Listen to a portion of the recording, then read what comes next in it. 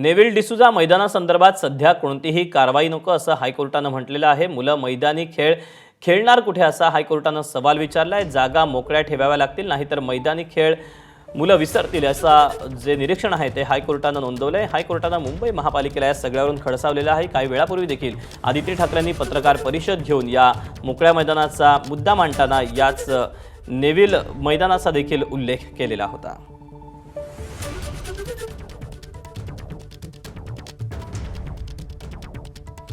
याबद्दलचे अपडेट जाणून घ्यात सचिन गाड आपल्यासोबत आहे। सचिन, हायकोर्टाने ही टिप्पणी करताना कुठल्या बाबींवर लक्ष नोंदवलेलं आहे, काय निरीक्षण नोंदवलं आहे?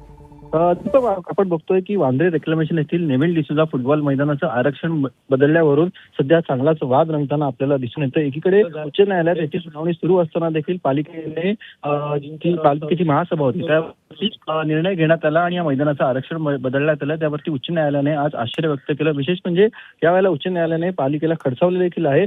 मुलं मैदानी खेळ खेळणार कुठे, काही जागा मोकळ्या ठेवल्या पाहिजेत, नाहीतर पुढची पिढी मैदानी खेळच विसरून जातील, अशा स्वरूपात उच्च न्यायालयाने पालिकेला सुनावलेलं आहे। आता 10 सप्टेंबरला या प्रकरणाची पुढील सुनावणी होणार असून सुनावणीपर्यंत पुढे कोणतीही कारवाई करण्याचं स्पष्ट निर्देश पालिकेला देण्यात आले आहेत। सचिन, धन्यवाद दिलेल्या सविस्तर माहितीबद्दल।